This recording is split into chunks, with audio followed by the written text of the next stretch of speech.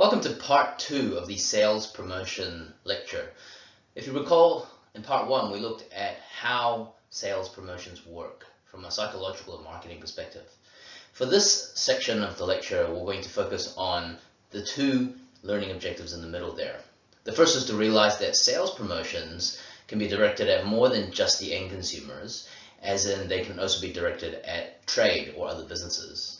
And then the second learning objective today is to learn about the different types of sales promotions. And because there's so many different types of promotions, for part 2, we're just going to focus on the end consumer promotions. And then in the final lecture, part 3, we're going to look at some of the trade promotions and the final learning objective down the bottom there, which is to be aware of the disadvantages of sales promotions.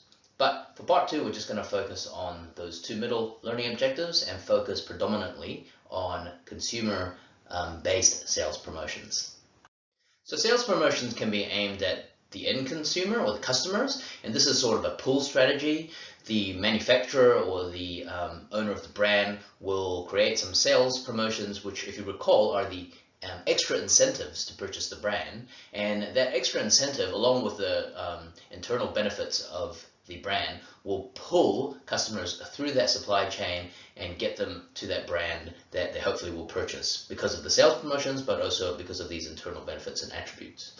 So that's the most common type of sales promotions you guys will notice. You know, when you go to the supermarket and you're tossing up between two different brands of cereal, but one manufacturer may have some sort of, toy or collector's item within their brand, and that pulls you towards that brand. The sales promotions can also be aimed at retailers, and so these are extra efforts that are aimed at retailers so that they push the brand at the customer. And so we'll look at some of those trade-based sales promotions in the subsequent lecture. And finally, sales promotions can be aimed at the sales force. So these are the sales reps that are working within the retail outlets that incentivize them. So once again, it's an extra incentive, but this time, instead of aiming it at the customer, you're aiming it at the sales force so that they help to push your brand and encourage people to buy your brand. Okay, so today we're going to focus on the customer based sales promotions. So this is that pull strategy. And then in the final part 3 of the sales promotion lecture, we'll look at trade based or business to business sales promotions, which are the retailers and the sales force.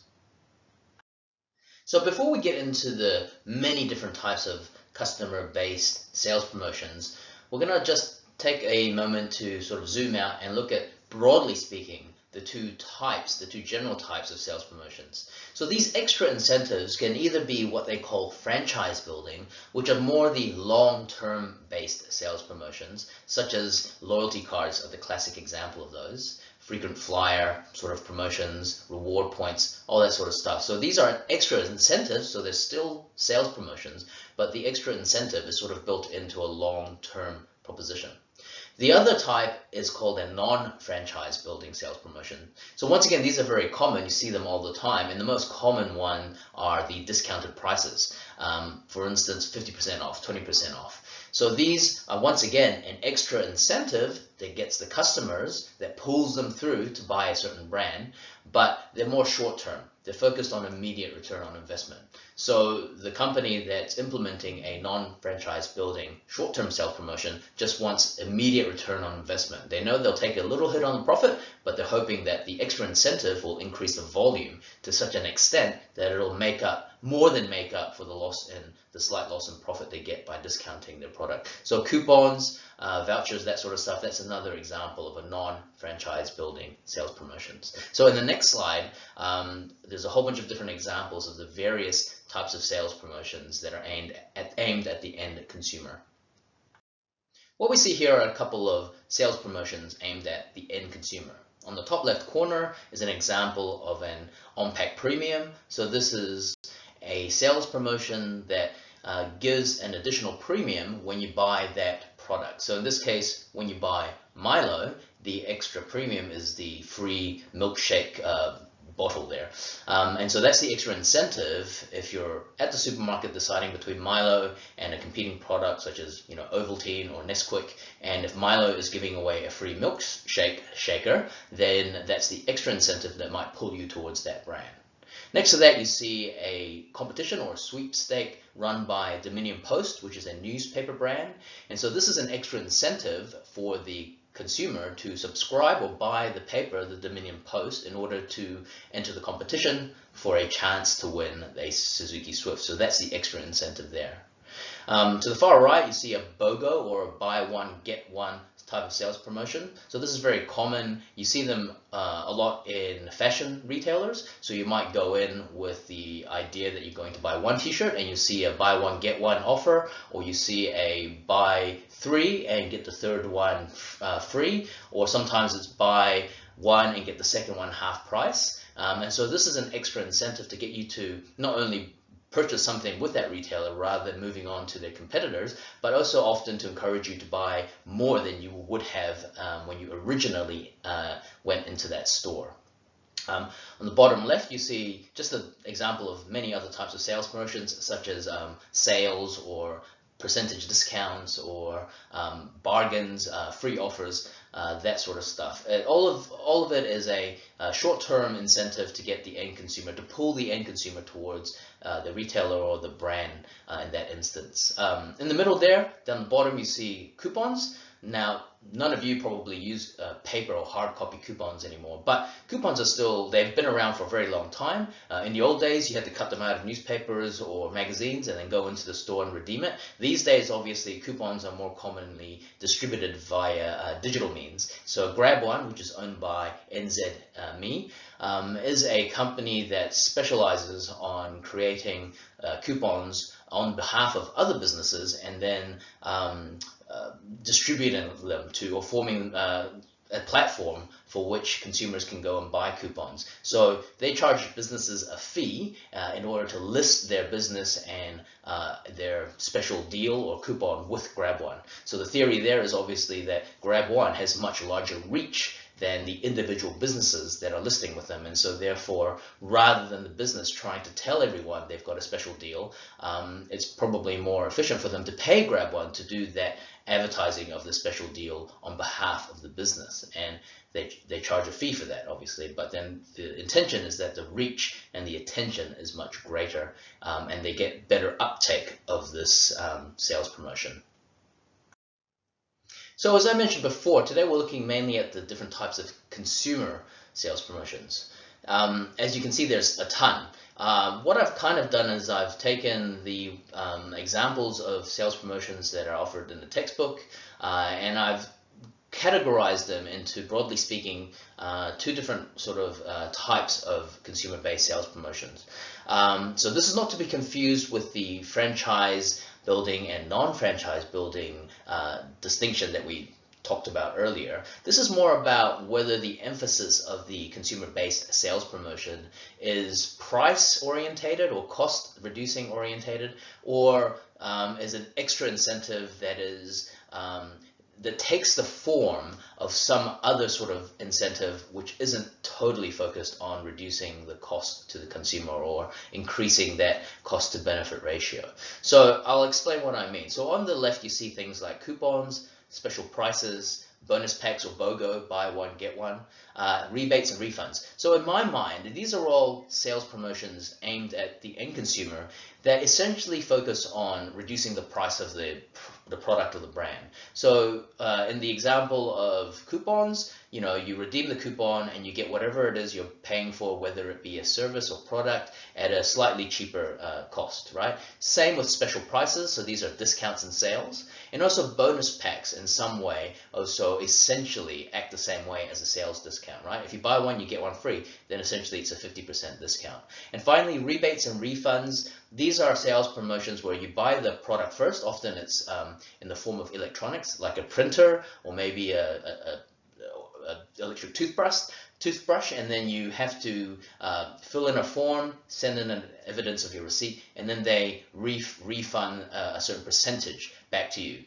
So once again, even though what you're doing to activate that sales promotion is different, at the end of the day, the whole extra incentive is that you get the product or brand for slightly cheaper, right? And so on the left, these are consumer sales promotions that are very much focused on reducing the price to the customer, and that's the extra incentive.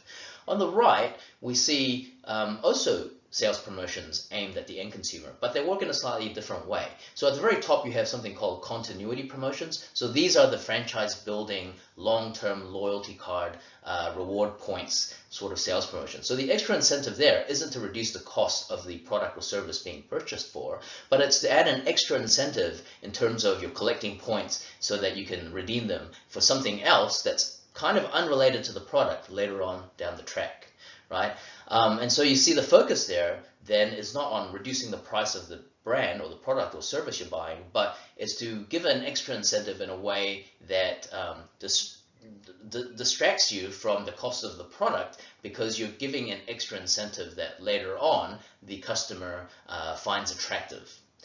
Similarly, sweepstakes, contests, games, whether it be online or offline competitions or games or sweepstakes, these are once again an extra incentive aimed at the end consumer that makes that product, brand, or service more attractive to buy, but it doesn't make the price of the product, brand, or service that obvious. So the price stays the same to purchase, if we go back to the previous example, to purchase a subscription to the Dominion Post. They haven't discounted their newspaper subscription, but they've added an extra incentive to make that brand more attractive without cheapening the price of their product. Sampling is another good example where, and we're going to spend a little bit more time on that because sampling is a very interesting type of end consumer sales promotion. And this is where you give a trial of a product or sometimes a service for free, and that hopefully encourages trial and actual purchase later on. So once again, even though you're giving it away for free, you're not making a comment or some sort of change to the price of the product. It's a sample, and so the emphasis is getting the consumer to try the product or service. You're not, giving them an extra one for free if they buy one, or you're not discounting it, for a limited time. So those sorts of approaches would fall more on that left side of special prices or bonus packs. But with sampling, the emphasis is mainly on encouraging trial. And finally, purchase premiums, tie-ins, and promotional products. So these are all extra incentives. They get the consumer to purchase your product, brand, or service, but it's an extra incentive that is not related to the price, reducing the price of the product. So the Milo example was an example of a purchase premium. So you buy the Milo and you happen to get a free milkshake shaker, or you buy a box of cereal and there's a toy inside. Classically, Happy Meals at McDonald's is a great example of that. So they don't change the price of the burger that you're buying in the Happy Meal when it's bundled with the combo of the drink and the fries, but you get this extra toy in there that's a collectible, and that's the extra incentive, right? So that's a purchase premium. And various promotional products. So we'll also spend a bit of time on promotional products. And these are products that you pay a company to print your brand name on, and then you give that product away for free to essentially advertise your product and to build goodwill towards your product. But it doesn't cheapen your actual product in any way, because you're not drawing attention to the fact that you can discount the product. So to summarize this slide, on the left, you have these extra incentives that essentially convince the customer that your product is going to be cheaper to buy in the short term. Whereas on the right, you see these different types of sales promotions that are still an extra incentive to buy your product, brand, or service, but the extra incentive adds value to the brand in a way that doesn't make a comment on the exact price of that product, brand, or service. It doesn't cheapen it in any way. And so obviously, from my personal opinion, I favor the sales promotions on the right, so those that are purple, because when you do a sales promotion that's on the left, what you do is that you are convincing customers that your product is actually cheaper than what it would normally retail for, what you would normally sell it for. And when you do that, obviously people then start thinking, well, if you can sell it cheaper today, why don't you sell it cheaper to me tomorrow when I actually want to buy your product or brand? And that's why high-end premium brands like Apple never use any of the sales promotions on the left. They never have, you never see a coupon to buy an Apple product for cheaper. They never have special prices. You never get a bonus pack, and they don't do refunds and rebates. Because all those four consumer sales promotions devalue the price of the brand. Whereas on the right, competitions, loyalty programs, free trials and purchase premiums, you can kind of imagine even a brand like Apple, who traditionally doesn't do any sales promotions, but if they were going to do sales promotions, you could probably see them doing some of these on the right more so than those on the left. So we're going to spend a bit of time on sampling because it's a really cool sales promotion that I think works really well. The way sampling works is that it tries to disrupt your habit, your habitual purchasing behavior, introduce a new brand into this consideration set of yours and gets you to try the product, and then hopefully you switch over to that product, brand, or service. The reason it works is when you are already using a product or service, you get very lazy. And it's very difficult to shift you from something you're already using and happy with to something that is unfamiliar. And because it's unfamiliar, there's added risk. There's the cost of switching, which might not be just a financial cost, but a psychological cost in terms of the effort it takes to learn a new brand or product, and also the time it takes to do your research, trying to figure out what you're going to switch to. So typically, when you're already using a product or brand or service, you stick with it. And what sampling does is it allows the customer to try the product at no sort of extra cost because it's a free sample, and therefore it reduces the risk of trying something new. Because in reality, unless a customer actually buys the product, when else are they going to get a chance to try it out?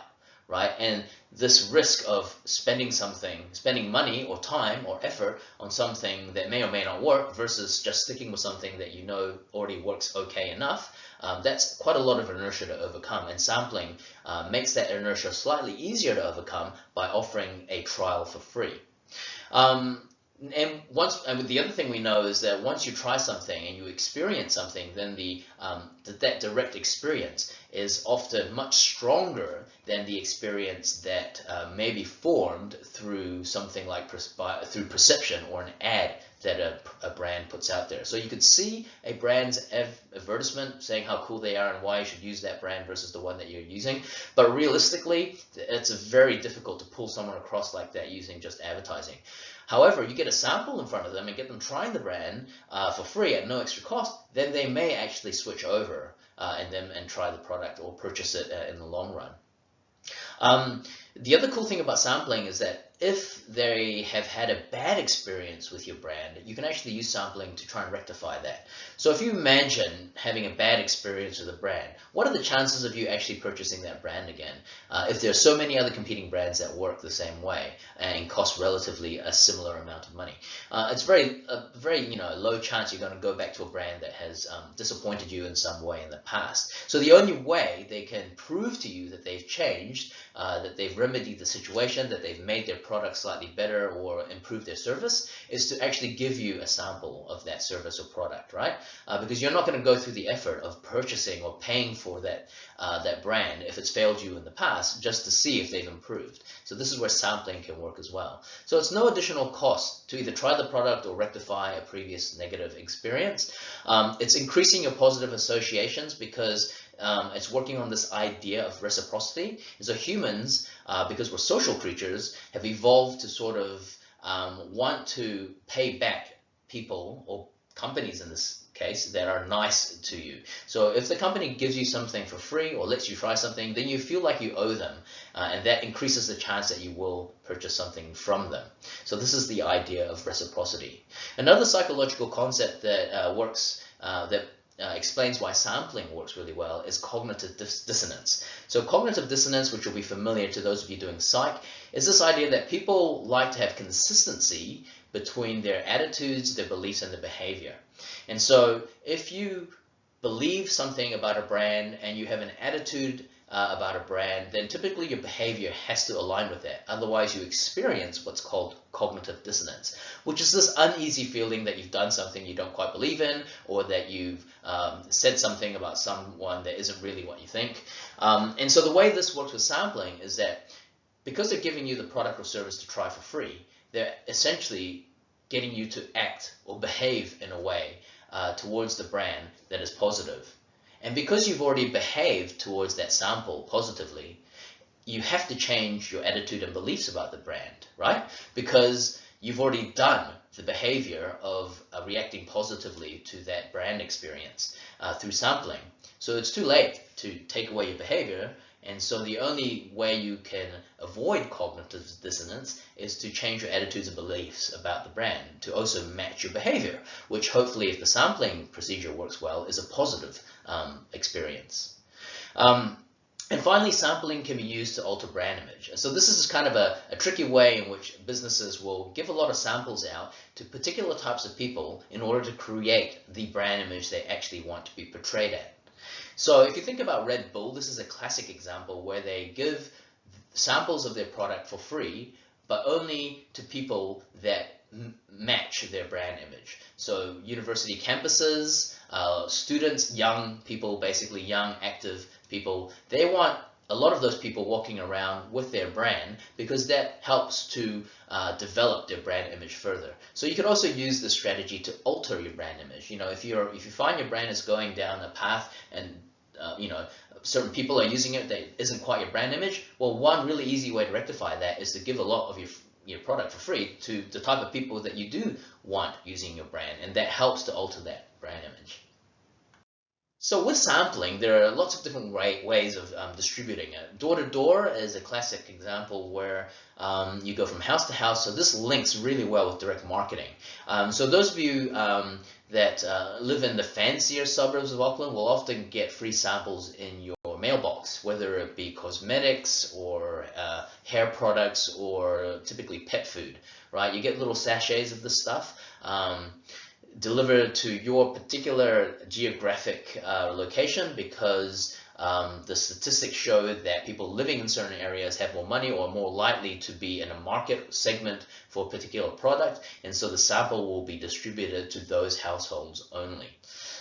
Mail is another way, so this is similar to what I mentioned before, but instead of going door to door with an actual person, it's sent via post.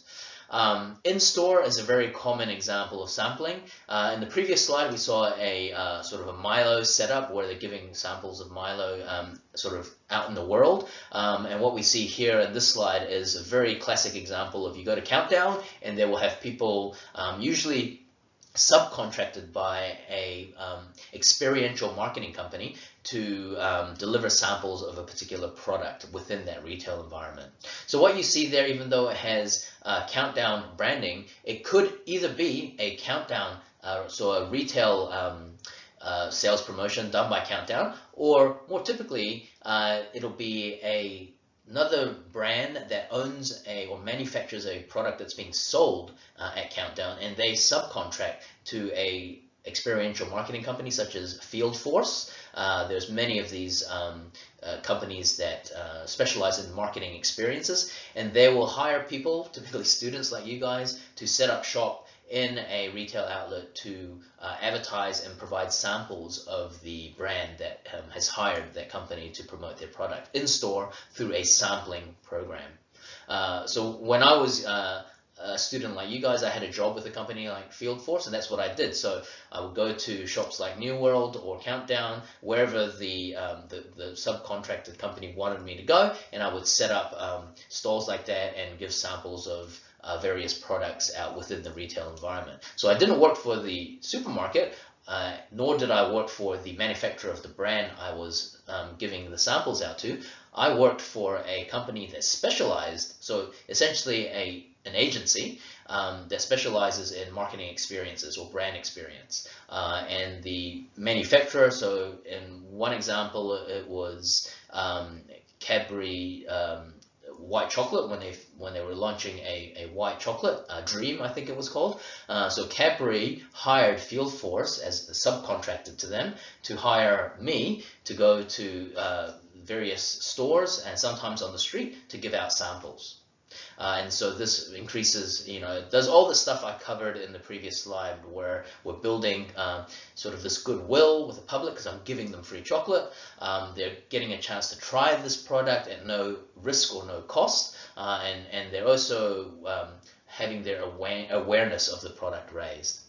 So in store, on package samples, this is another way of getting a sample. So if you're, for example, if a Tresemme, a hair company, wants to launch a new brand of conditioner, a new flavor or whatever it is, or a new formula, they may have a small sample on an existing bottle. So then when you buy the typical the usual product that you buy, you also get a sample to try of the new product. So I guess the disadvantage of that is that you're only reaching the people that would normally buy your product to begin with. You're not really reaching any new people. However, you are increasing awareness of your new formula.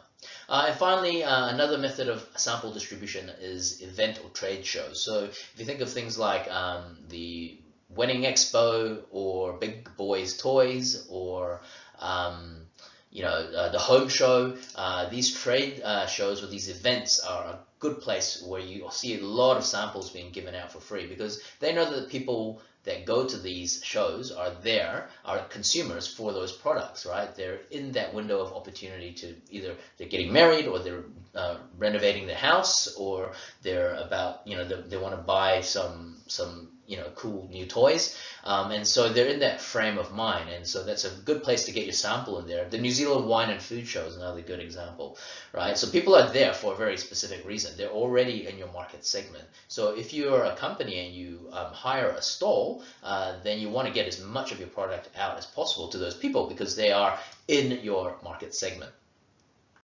So some considerations when you're doing a sampling campaign. You want to obviously target rather than mass distribute your samples, because it's very expensive to be giving samples of your product or even service out for free. So you want to be very specific. You don't want just to give everyone a little taste of your product. You want to be targeting those that are within the market segment for your product. That's why I mentioned earlier, those of you living in a very upmarket part of Auckland will get more samples to your household, because you are in their target market. And it also depends to a certain degree the type of product, because if you have a product that's got mass appeal, such as the example of chocolate that I worked on as a student, then so they had me at the bottom of Queen Street giving out as much chocolate as possible to everyone, because chocolate is pretty much a mainstream product. It's low cost, fast moving consumer goods, so everyone can purchase it. On the other hand, if you're selling upmarket cosmetics, then you're not going to be distributing to everyone. You're going to be trying to target those demographics that are of interest to your product. You want to use innovative distribution methods. So trade shows, as I mentioned, models, people that attract attention. Red Bull is in the previous slide a great example. They have these minis that are all decked out in Red Bull colors. They hire people that are typically attractive, so that people want to go up to them and then receive their product for free. And so because many different businesses are giving samples now, the more innovative you can make your sampling campaign, the more likely you're going to get people uptaking the sampling. So this example here I have of Cadbury Dairy Milk. You could see how it's all on brand. It's a very cool setup. It's not just your standard sort of table with a bit of a sign. She's dressed up in sort of Cadbury colors, and so it makes you want to go up and just check out what's happening, and then obviously you get a sample of their new flavor. And finally, evaluating a sampling program in order to measure return on investment. So at all points, to do any of the stuff that we see, any sales promotion, obviously there's a cost, right? There's the cost of giving the product out for free, but also for hiring the people to do that. And so you have to try and figure out how much that cost is. And the way you do that is to obviously, figure out how much it costs to do the sampling, to hire the person, to make the products that you're going to give away, and then try and figure out, well, how much would you have sold anyway, right? And if it turns out that people were going to buy your product anyway, with or without the sampling campaign, then why do the sampling campaign, right? Because then you're just eating into your own profit because you're increasing the expenses. However, if no one knows about your brand, or if they're particularly loyal to your competitor and you want to break that habit or raise awareness, then it might be worth the cost of sampling, because that free trial, that feeling of reciprocity, the goodwill, all those psychological effects that happen when a person samples a product, they might be worth the cost of the sampling campaign, because that might get people to switch across to your brand. So given the cost of sampling, the question is, how effective is it? Well, in my mind, I think it's very effective because of all the psychological reasons we mentioned a couple of slides back, but also because, once a person tries a product, that experience they have is far more convincing than any sort of ad campaign can have. But there's no single, answer as to whether sampling will work for this client or that client, because it all depends, right? It depends on, the competitive situation. It also depends on the product itself, right? So it's moderated by, the quality of the sampled product. So some products are difficult to break down into a sample-friendly amount. On the other hand, products like conditioner and shampoo is very easy to give sort of a trial-sized version of that product. It also depends on the consumer segment that you're trying to target. So some consumer segments are very open to samples, and that could be the difference between them switching. Whereas on the other hand, you might get segments that are very brand loyal, and it doesn't matter what sample. They won't even try a sample because they're so loyal, right? So it really depends on the type of consumer and the brands that you're competing with. So when should sampling be used? It really depends on the type of product or service we're talking about. Ideally, you use sampling when you know your brand is superior in some way to the competitors, because then when you give them the trial, when you give consumers this trial, they will see that your product or brand or service is superior, and you can convert them using sampling. It's also ideal, as I mentioned before, when your product lends itself to becoming sample-sized, right? So easily divisible. So pet foods, cosmetics, hair products are all great examples of products that can be sort of, taken from a large vat or container and turned into a sample-friendly amount. Also, ideally, the product that is being sampled has a short life cycle, because what happens when a person tries your product is that they have that positive experience and you're top of mind for maybe a week or so. But if the product is such that a person won't be in a position to act on those positive feelings, then you've wasted your sampling campaign, because they still have a lot of the other product that they have at home. Right, and so timing is important. You want to get that sample somehow to them when you know they're about to buy a new product. That's why in-store is so good, because if they're in-store, that usually means they're buying stuff. If you're lucky, it means they're about to buy something within your product category. And if you can get the sample to them just at that point, then they're very likely to purchase your brand. On the other hand, if a sample is delivered to their house and they try it, they might feel great about it, but they still have a lot of their other product left. By the time they come around to wanting to buy something within that product category, they would have forgotten about your sample, or another competitor might have launched their own sales promotion in the meanwhile. So the life cycle of the product has to be considered. If the concept is difficult to communicate through advertising alone, then sampling, once again, is a really good way of getting people to actually do or experience the product rather than just hear about it or see it. If you can afford to generate consumer trial very quickly through the sample, that's also an ideal scenario. So some products, it takes a long time to get them to try the product. It's too difficult to show in person, and so it's something like life insurance, for example, or a financial product. How do you sample that? It's very difficult to sample that service, right? Because it's such a long life cycle, but also, apart from, explaining the product, which is more personal selling, sampling just wouldn't work. How can a person sample life insurance or health insurance or financial product, right? Whereas something like shampoo, cosmetics, pet food, soft drinks, beverages, fast-moving consumer goods, you can get the consumer to try the product very quickly within a couple of seconds, and then they'll know what they think about that product because of the immediate experience. And finally, when the brand has a small market share or the product is new and you want to raise awareness, but you also want to allow people to try that product without any extra cost or risk, then that is an ideal scenario of when sampling can be used.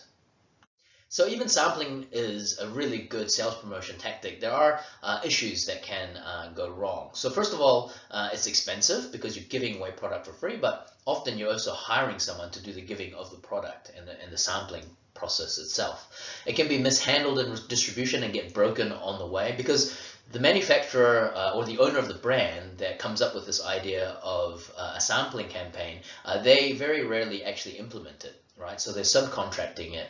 And so anywhere along that supply chain, from when the sample is created to when it gets to the household or the customer that tries the product at the very end of that chain, things can go wrong in between. It can be distributed to the wrong market, right? So given out to people that aren't in your target market. So for example, when I was hired to give out chocolate, that was fine because everyone was in the target market. But then I also worked on other brands where one of them was substitute butter. So I can't believe it's not butter was the brand. And so realistically, I should be sampling this product to the main household decision maker because they're the people that buy the butter for the family. And because I didn't know who was that, I was essentially just giving out the product to whoever was interested. And so I have no idea whether the people that sampled my product, which cost the company money, was actually going to buy the product or not, because I couldn't really pick who I chose to give that product to or not. So it can be distributed to the wrong market, which means that it's a wasted exposure. In or on package samples don't capture non-consumers. So this is the idea that if we have a shampoo and you've got a new formula and you've got the on-pack sample, you're only really preaching to the converted, right? You're only offering a sample to people that already buy that product because it's on pack, right, or in the package. You're not reaching the competitors of that product. You might sort of attract their attention because they might see your product and say, oh, what's this extra free stuff on the side? But realistically, the people that will try that type of sample will be the people that are already within your target market. So you're not expanding your reach or your market share. However, you might be retaining those customers and keeping them loyal, or at the very least, raising awareness of your new product.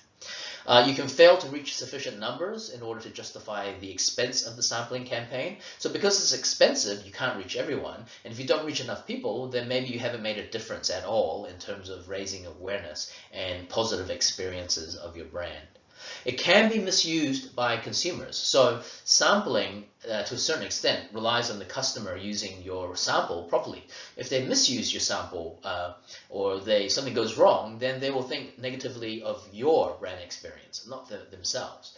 And so this is a little trick that you might not have noticed, but next time you get a free sample from Red Bull, for example, you watch the people that give the Red Bull will open the can before they give it to you.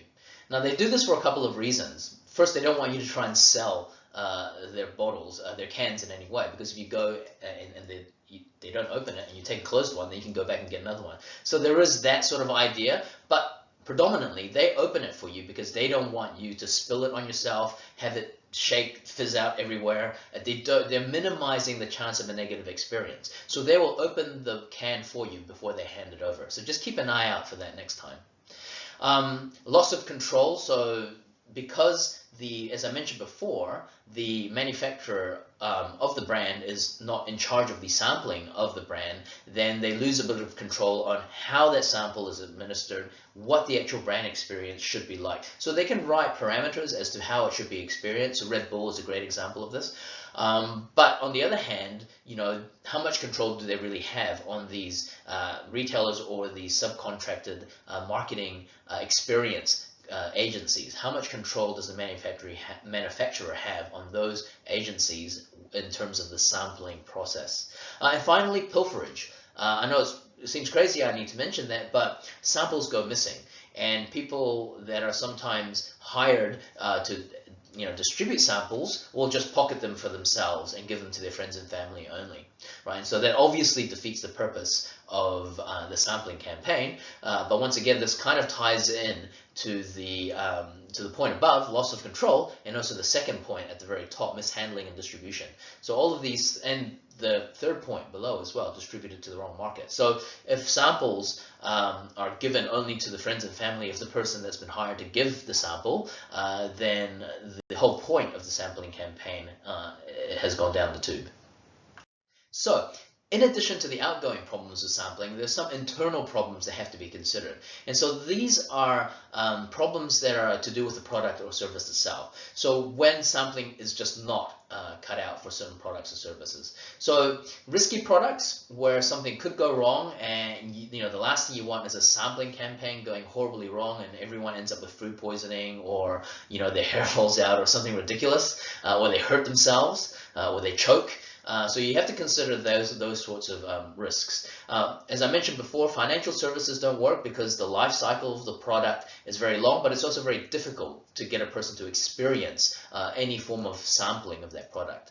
Long life cycle products, so things like a washing machine, for example, or a TV, things that take a long time to figure out what the actual good and bad aspects of that product are. And products that you don't buy very often are more difficult for sampling campaigns because by the time the person's experienced the sample, well, they experience the sample, and by the time they're in the window of opportunity to buy that product or service, it's been too long. Right? The life cycle is too long and they've forgotten that positive sampling experience. And finally, hard to learn products. So products that are very difficult for the customer to learn to use themselves are better off not being sort of advertised or promoted through sampling because if it's hard to learn or hard to use, then there's a chance that the product experience won't be very good and the person will blame the brand rather than themselves. So as a student engagement activity, within class, we're going to get you now to think of some products and services in which sampling just would not work. Now, test drives are an example of sampling for a product, even though the product has a very long life cycle. So this is one of the exceptions to the rule, which I think still work because it's kind of a cool idea.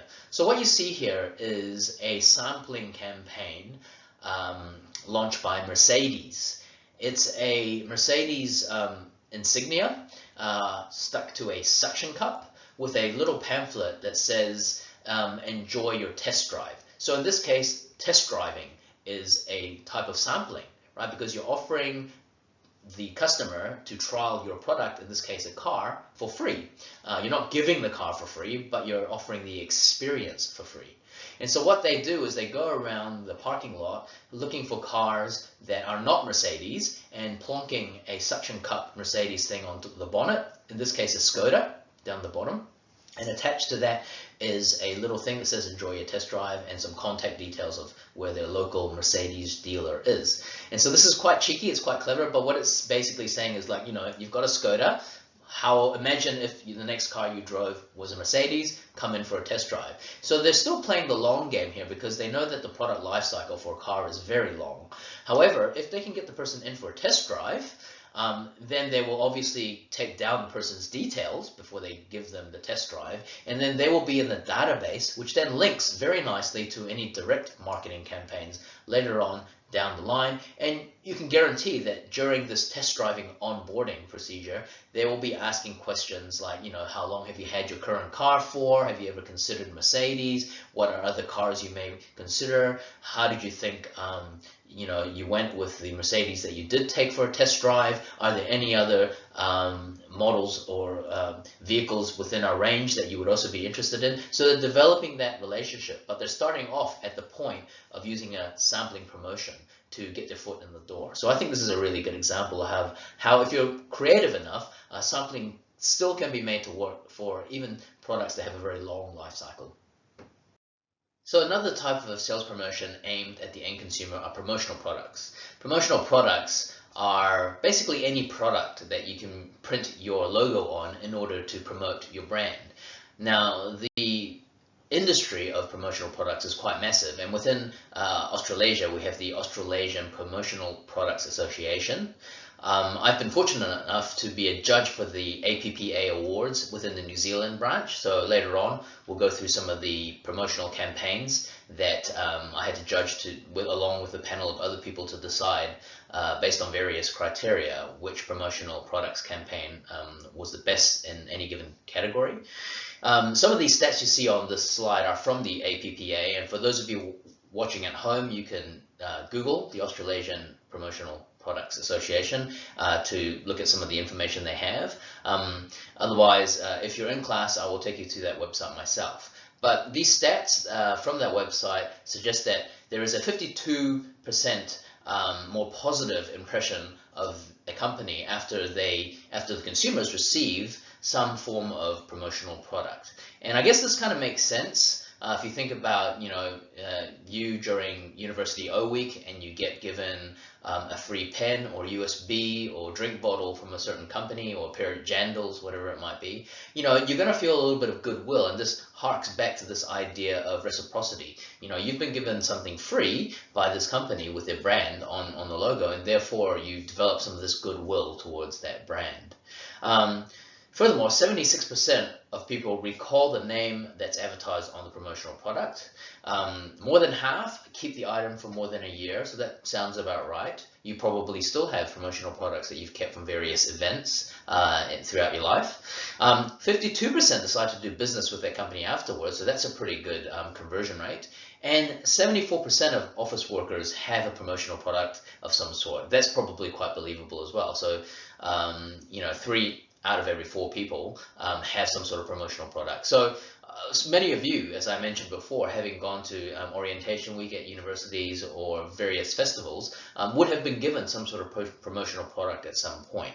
And so you can kind of think about whether these stats here, which come from the APPA, are accurate, or if they are sort of an optimistic estimate as to what the statistics are in terms of the success of promotional products. On the left, you see the various types of products that can be turned into promotional products. As I mentioned before, the sector is so large. There are basically entire companies devoted to importing products, any form of product, and printing a logo onto it. Everything from drink bottles and USBs and pens through to jackets, umbrellas, reusable shopping bags, mugs, etc., etc. So this is the industry model of how the promotional products sector works. I'm going to start from the very end and work backwards. So the end user client is the consumer that ends up with the promotional product. So you're the one that receives the USB or the drink bottle or the cap or the pen, right? So before that, if we go backwards, there's the end user. So this is the business that's trying to promote their brand through the promotional product. So for example, it could be ANZ or ASB, or it could be the University of Auckland, or it could be any other brands, right? So these are the businesses that are dealing with this end consumer. So they want to get their logo onto an USB, for example, or on a pen, or on a jacket. So how do they do that? Well, they need to work with distributors. So these are essentially they're like agencies. They're like ad agencies, but they specialize in promotional products. And the distributor will basically buy the type of product that you want your logo, well, that the end user wants their logo printed on, from a supplier who buys that from usually an offshore factory. Right? Obviously, these promotional products need to be mass produced at a fairly low cost in order for the promotional campaign to be cost effective, right? So the distributor gets it from a supplier, and sometimes the supplier will have their own printing facility, so they will be able to print your logo, the logo of the end user, onto the product before they ship it over to the distributor, and the distributor can then present it, I guess, to the end user and work with the end user to figure out which products they wanted in the first place, etc., etc. Sometimes if it's tricky printing, or sometimes if the supplier is selling the product a little bit cheaper because they don't have any, they don't do the printing, then you may need to go through a decorator. So the distributor, once again, works out that part of the supply chain. So they basically do all the work from decorator, supplier, and the offshore factory. The end user, which is the business that wants their brand promoted, deals just with the distributor, and basically the distributor is the liaison. It's that middle agent between the end user, which is the brand, and the people that actually make and import and print the promotional products.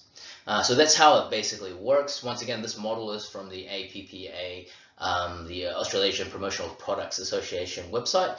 So if you've got a bit of time, have a look at them. It's a great area to work in because it is growing very fast, because people love getting free stuff, and there's a lot of creative components that you can do to stand out from the clutter. So here are some examples of the promotional products that I mentioned.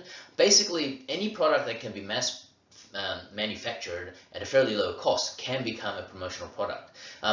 All the business that is embarking on this promotional element is concerned with is, what is the cost of getting my brand name onto one of these products, and then getting this product to an end consumer that I want to target to do business with me.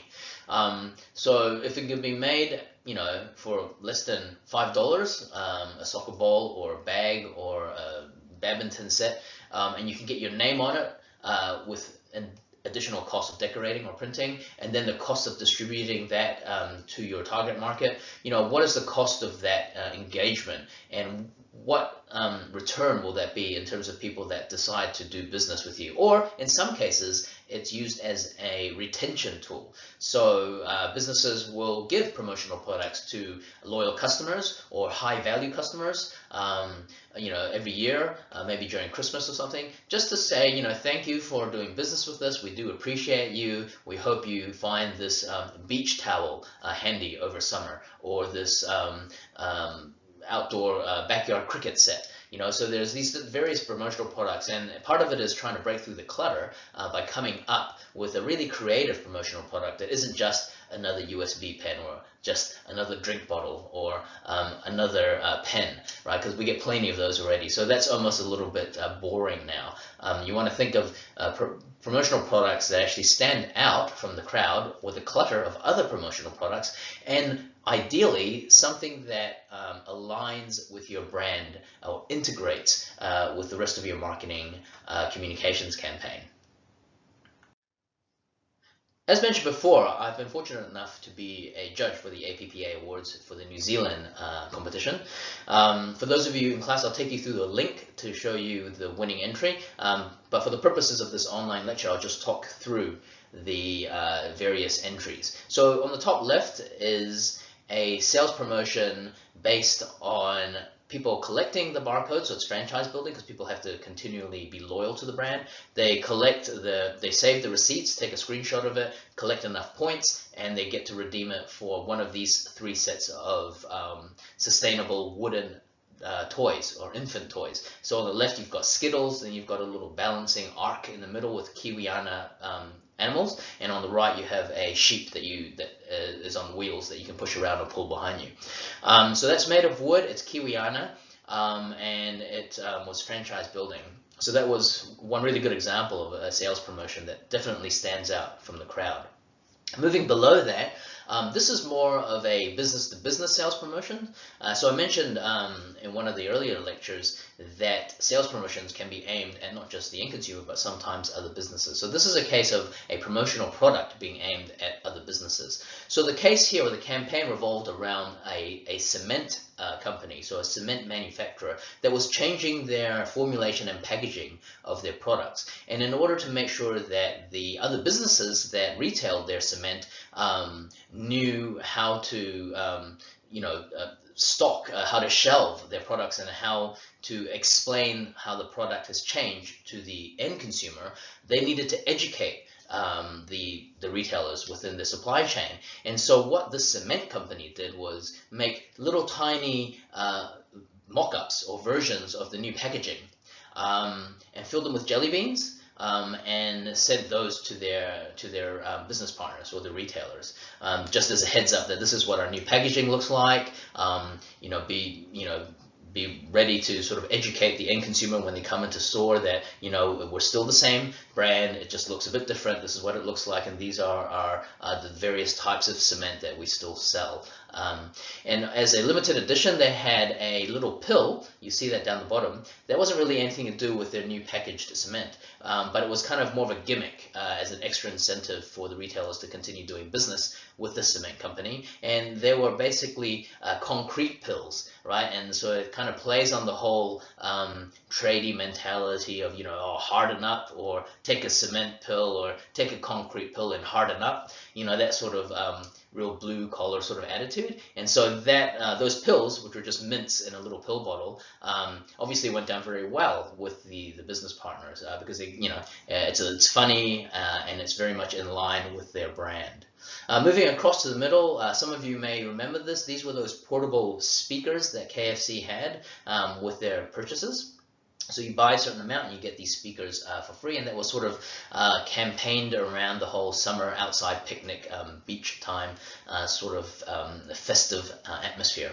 The top right corner is a beverage company, a Canadian club, root beer or ginger beer, and they basically had, similar to the Huggies example on the left there, that you had to collect a certain amount and then you enter I think in this case it was a competition to win this limited edition hockey table. So it's like a foosball table, but for ice hockey, because it's a Canadian club, which you can't quite see, but it's at the top underneath that glass. And then in the middle is a tray for ice cubes and where you can keep your Canadian club beverage cool.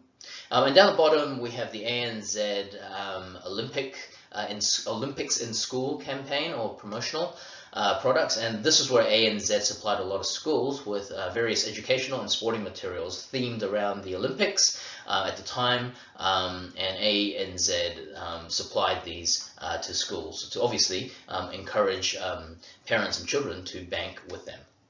So the winner of these competitions, I'll actually take you through it in class. So this is a student engagement activity that we're going to take some time to work on within class. Basically, I want you to think about all those sales promotions that we've already covered, from coupons, special prices, bonus packs, rebates and refunds. So those that change the cost to the customer, also including the continuity promotions, so these are the ones that build brand loyalty long-term, franchise building, as well as sweepstakes, contest games, sampling and purchase premiums, which take the emphasis of that extra incentive away from the cost of the product and kind of give an extra incentive that's not really related to the cost of the product. So you're not trying to make it cheaper for them in any way, you're trying to give them an extra incentive that's kind of a little bit more tangential, but yet related to the product, hopefully. So have a think about those various sales promotions, because you can't do all of them, it would cost too much. Which ones do you think would work really well for the client company that we're working on this year?